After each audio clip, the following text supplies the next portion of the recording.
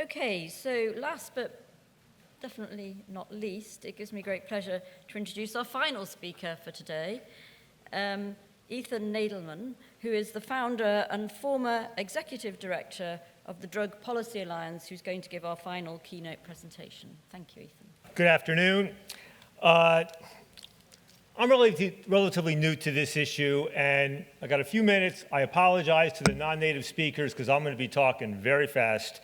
A couple years ago, Jerry Simpson invited me to a global forum on nicotine. I had just stopped running an organization, 30 years of advocacy against the illegal drug war and for drug policy reform, and I had some reflections about what might be learned. And I kind of went home, and I have to say, what's happening in my own country over the last 6 months with all these bans and the hysteria, I've dived into this issue now. Many of you are my heroes without even knowing it. I've been reading your literature, admiring what you're doing. I admire dramatically what the UK is doing. So I'm just going to give you my updated reflections on what might be learned from our struggle in the US against the war on drugs and from the efforts to end that. So let me just start with the following. First of all, for me, what's going on, it's mostly going to be about the US, but I'll talk about some international implications. It's like deja vu all over again. When I got going against the drug war in the late 1980s, when the United States was crazed about the war on drugs and all of the things that led to mass incarceration, horrible violations of human rights, all the horrible things that happen there and that we spread around the world. And when you see what's going on today, I mean, it's part of what the public opinion polls. I mean, this is one of the most devastating things, right? Which showed 7 years ago, most people don't know that much about vaping. But among those who did, more saw it as better than smoking than not.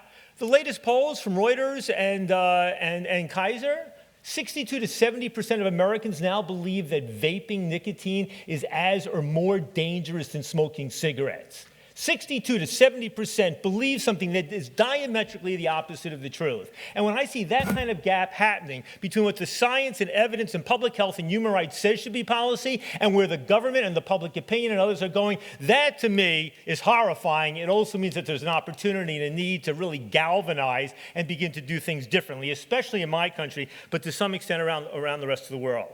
Now, I say, deja vu all over again, the whole thing. The notion that you have to start banning products for adults because the kids are getting in trouble with it, right? I mean, just a basic thing. The notion of we can't do this, we can't do needle exchange programs, we can't do medical marijuana because it'll send the wrong message to kids, right? Or methadone maintenance, well, it's just substituting one drug for another. Or the less is more theory of methadone maintenance, you see the analogy there. Or that we're going to only do this as transitional thing because God forbid people might use methadone for a lifetime, even though that might be the best possible treatment they could do. You get the analogies right there, right?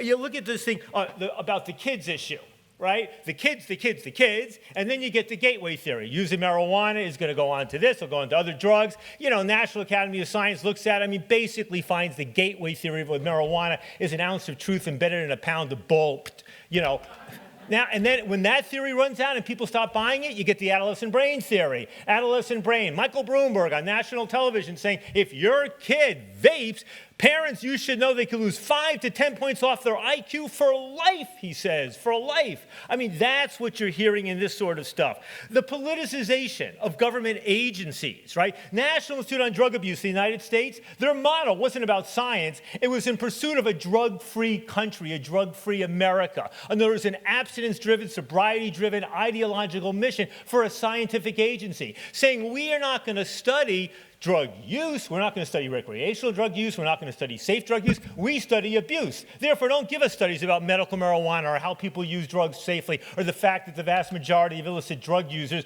in fact, use them without a problem, right? A horrific politicization, not unlike when you look at what happened in the Soviet Union. I mean, to some extent, I would say that trying to do honest drug abuse research in the United States for many decades was like trying to do honest social science research in the old Soviet Union. You real quickly learned that there were certain questions the authority didn't want to have asked, they didn't want to get certain answers, that if you as an academic researcher decided to do those sorts of questions and answers, your proposals were not going to be funded or they were going to be sent to hostile reviewers. You were not going to be asked to join, the right, government review grant committees. You were going to be disfavored in all sorts of ways, right? I wonder with all of this sort of stuff that the way the CDC and the FDA has handled this issue around the illicit THC vape cartridges, the incredible conflation using the phrase e-cigarette e-cigarettes to refer to vaping marijuana, which nobody who vapes marijuana has ever called it an e-cigarette. You know, the fact that they knew and had reason to believe early on that tainted THC cartridges were the problem,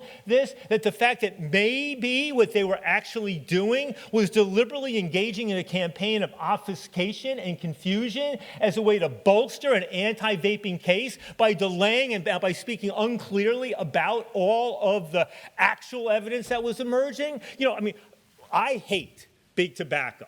Right, and I hate it. My father died prematurely from his cigarette smoking, obesity, in all likelihood. I hate big tobacco, the exposés and what they did. I look forward to the day when historians, using Freedom of Information Act requests, look at the way the FDA and the CDC handled this issue in recent months, and to see, did they in fact engage in deliberate obfuscation? Did they deliberately conflate terms like tobacco and nicotine, or nicotine and THC, or THC with tainted THC, or legal with illegal? I mean, that, I think, is what's happening at this time. The language, back then, illicit drug use, abuse, addiction, all the same thing, right? And now you see the same thing with the terms about tobacco and nicotine and smoking and vaping. So the inaccuracy to all this. The Reefer Madness ads, what brought us marijuana prohibition, the Reefer Madness movies in the 30s, the demonization, if you smoke a joint, you're going to chop off your parent's head. Have you seen this stuff? The anti-vaping TV thing that's being put out about kids in the state of California and funded with federal and state money? Like taking a page out of the playbook of the old Reefer Madness campaigns in the past. And then there's the First Lady. Melania Trump taking a page out of the playbook of Nancy Reagan. Nancy Reagan, just say no. Let's visit the kids. Let's scare people about drugs. Let's conflate the whole thing. The most dangerous drug use in America is a recreational, non-problematic cannabis consumer because they send the wrong message that somehow this could be safe. And Melania, reportedly, I don't know if this is true, comes home and finds out Barron's vaping or his friends are vaping and goes, Donald, I got something to do. Let's start a campaign. And Donald goes, oh, here we go. And he gets up on national television and says, I'm going to ban all this sort of stuff. So, I mean, that's the deja vu all over again piece, right? So, now, to take two pivotal examples here. I'm a New Yorker. I was born in New York. I've lived most of the last 30 years in New York. It's my home. I have a love-hate relationship really with two New Yorkers. One is the New York Times. The other one is Michael Bloomberg. Right? Now, the New York Times, I thanked them for the editorial the other day. Pretty good. They're doing decent coverage. I regard them as a fundamental bulwark against the threats to democracy posed by our president of the United States, right? A lot of good stuff. But then they take a case involving one poor guy in Nebraska who dies in something, and his family says, we know he could never have vaped THC, and they put it on the front page of the New York Times, right? And then they do their special weekly video edition on this one case. Now, the New York Times is imperfect. They're the ones who put on the front page that LSD will split your chromosomes. Wasn't true. They were the ones who put stuff on the front page of the New York Times about the crack baby myth. Turned out wasn't true. They were the ones who put there, I think, on the front page about if you take MDMA, it kills off half of the monkeys who use it, and it turns out it's deadly for humans. Not true. Bad science. So even the greatest of papers can make horrific mistakes, but they're not really being called out. And then my former mayor, Mike Bloomberg, I admire so much about him. When his public health department became mayor, they set up an Office of Harm Reduction. They did good stuff on needle exchange. They did good stuff on opioid substitution. I mean, I liked the ban on smoking in bars, and even I was sympathetic to, make it stop supersizing the sodas in the movie theaters, right? On the other hand, what I also know about Michael Bloomberg is that he and his team believed in reefer madness. They were anti-marijuana fanatics. Michael Bloomberg thought it was okay to arrest 50,000 young men every year, mostly young men of color, for possessing some marijuana in their pocket. And in fact, when the evidence showed that did nothing to reduce crime, he still stood by that policy and still defends it, even as he's trying to run for president right now. In fact, it may be one of the things that blocks him from ever running for president in the United States. So it's a very complicated guy. Could you imagine if that $160 million that he's just announced to ban vaping around the world were instead going to advance tobacco harm reduction? I mean, quite frankly, what he is doing right now is going to result in the death of hundreds of thousands of people, if not millions of people around the world because of his campaign. And you take somebody who says this about your parents should know that your kids will lose 5 or 10 points of your IQ if they vape. Somebody who says that big tobacco is trying to deceive people into thinking that vaping is safer than smoking. That same person is the guy who funded the WHO's report on tobacco control a few months ago and is the designated ambassador on non-communicable diseases. I mean, could you imagine somebody funding the WHO's report who was anti-methadone, anti-needle exchange, and repeating all of the myths that you have in that area? Impossible, inconceivable. How is that legitimate, and why is that man not being called out at this time? Now, this is how drug wars starts. I mean, when I came there to the GFN a few years ago, I said, one thing you don't have is you don't have criminalization. You don't have prohibition. You don't have mass incarceration. You don't have horrible racial injustice issues happening and all this sort of stuff. You're not having this thing. Now I'm beginning to wonder if you're heading down that road, right? I mean, you think about it. We start off tobacco regulation. I support very strong regulation on cigarettes. And we know, but what happens is you get here a ban, there a ban, everywhere a ban. And people start to think that there's no distinction between these types of bans and restrictions and prohibiting everything. People who are very sophisticated about regulation, they sometimes make the mistake of thinking that the ultimate form of regulation is prohibition, when in fact prohibition represents the abdication of regulation. It's the loss of control. It's putting everything into the black market in the hands of people who don't really care about public health all that much. When you look at the problem, you see in the harm reduction world now, we're fighting against demonization and stigmatization. Not just people who use marijuana, but if people use heroin, cocaine, people with addiction, people with mental illness. But when it comes to nicotine and tobacco, let's demonize, let's stigmatize. Hey, no limits. You know why stigmatize is great? That's how we deter kids from doing it. But we're not thinking through the consequences when you do that. And then when you see the class differentials that are emerging, 50 years ago, smoking was across all income groups and ages of society in my country and many others. Now you get it down to the area where it's poor people of color, poor white people mentally ill, LGBT. All of a sudden, more and more discrimination and stigmatization becomes more and more acceptable, right? Now, and this is where, and it becomes, and where politicians start to say, you know what, the unintended consequences, we're not going to think, when we legislate a ban, we're not going to think about the unintended consequences. We're not going to think about the actual direct costs. We're not going to think about people turning to the black market. We're not going to think about people using adulterated drugs. We're not going to think about the way in which we retard the ability of people to stop using more dangerous drugs. We're not going to think about that. That happened in the illicit drug war. It's happening now in my country on tobacco control. Now,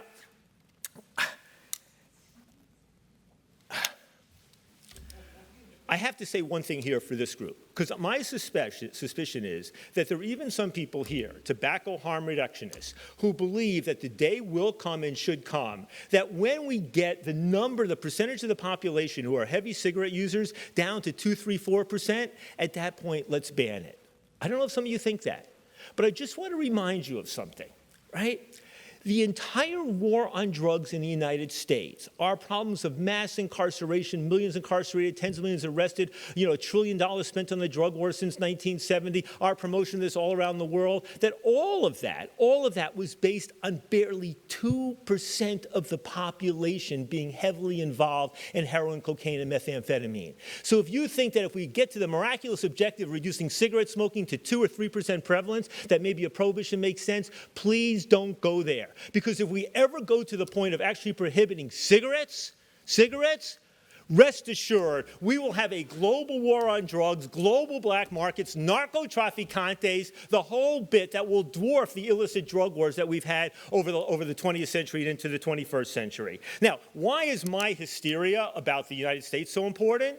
Because we're America, and because we love to project our craziness internationally. It's what we do. What gave us the global war on drugs was saying, hey, we prohibited alcohol, we prohibited marijuana, you guys should be just like us. We're going to have a drug war, be like us. We like to see other countries reflecting our absurdities because it reassures us that what we're doing is right. Now, when you see that with this thing, obviously the media, the depictions are obviously creating vast problems already in England and other places. When you see, when you see, in the WHO, if the U.S. national government gets embedded and committed to basically a war on tobacco, war on nicotine, all of that, it's going to be dramatically problematic for the rest of the world. You look at what now is going on in Asia, where countries follow follow, Philippines or Korea or others just going to follow in our footsteps uncritically. Now, finally, what to do?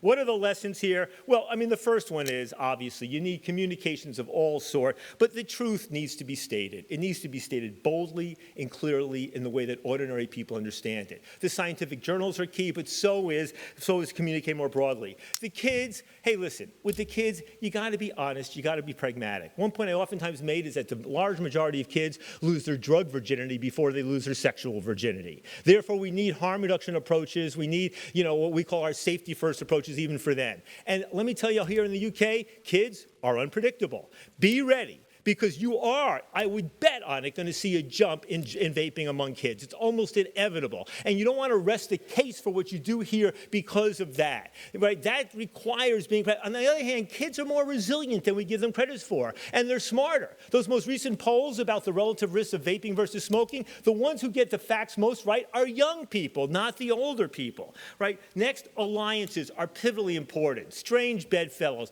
I build coalitions from left, right, Republican, Democrats, socialist, radical, libertarian, you name it. If Donald Trump does not ban vaping this week or does not ban flavors, you know why? It won't because of all the wonderful work that public health and scientists are doing. It's going to be because his campaign manager and some right-wing activists basically showed him data that shows that in the key swing states that he needs to win again, the Pennsylvania, Ohio, Michigan, right, that there may be hundreds of thousands of single-issue vapors, defined as people who actually quit smoking by taking up vaping. And their line is, this is not a lifestyle issue for us, Mr. President. This is a life or death issue. And the majority of them, interestingly enough, are Trump voters. And they're saying, we love you, Mr. President, but if you put this thing through, we're not going to vote for you. So if he does the right, this may be the first time ever that Donald Trump's playing to his political base will actually provide a net benefit for public health in my country, right? So strange bedfellows are crucial. I was hoping that the people running needle exchange programs in D.C. would show up at the rally outside the White House the other week with the Trump voters opposing the bans on vaping, right? And then the importance of being proactive and bringing the politicians. We all brought politicians to see needle exchange programs. We brought politicians to see medical marijuana programs. Well, the vape shops, the pivotal role of vape shops in bringing people in and humanizing them. When we moved the issue of cannabis reform on medical marijuana, it was by bringing parents and people with cancer and HIV and multiple sclerosis and who had kids with this epileptic condition where marijuana helps. We humanized the thing. We wheeled them into legislative hearings, and even the most cold-hearted legislators would get tears in their eyes and say, we got to do the right thing here, right? Academics, so many of you I admire so greatly. I was an academic myself once. You can't stay in your silo. You got to devote the time at this point to engaging with the activists, to putting out the op-ed pieces, to meeting with the legislators. You keep producing great research and its needs. You keep debating the Stan Glances and the others of the world. That's absolutely pivotal. But carving out a bigger percentage of your time to get involved in activism is actually pivotally important. And the UK government, don't sit on your hands. You are the global leaders here. I used to get so pissed at the Dutch, where they were doing this great harm reduction drug policy, and they say, well, we're just going to do our thing. We don't want to tell anybody about it. They're going to pick on us. And then you look at, Sweden with snus or Japan with the IQOS thing, dramatic success stories. They don't want to talk about it publicly internationally, right? UK has to get up there and start talking boldly. UK government officials got to be at WHO and other places and talk this issue up in a huge way. Final points here. The entertainment media was pivotal for us. We did our advocacy, we did the news media, but the entertainment media can help humanize this issue. I don't know how yet you do this with this area. Finally, look, the line I've used about this issue forever and ever is that drugs are not going away, and that we have no alternative but to learn how to live with drugs so they cause the least possible harm and in some cases the greatest possible benefit. Opium and heroin, cocaine, cannabis, caffeine, alcohol, and tobacco nicotine have been around for hundreds, if not thousands or 10,000 years, right? The way tobacco took the world by storm 300-400 years ago, it's not going away. It's not going away. Now, the major public health harm reduction objective of separating nicotine and turning the combustible cigarette and the chewable stuff that causes the mouth cancers into forms of nicotine that are dramatically less dangerous, that issue needs to be taken on bravely and boldly. Because in the long term, the deeper question here is, are we going to allow ourselves to envision a future in which nicotine is actually an acceptable substance in the way that caffeine and alcohol and now cannabis and even opioids are? Right? There's no way around this. That's what there is, because basically there's the fundamental conflict between those who believe in not just a tobacco or a combustible tobacco or a cigarette-free world, right, or a smoke-free world, but in a nicotine-free world.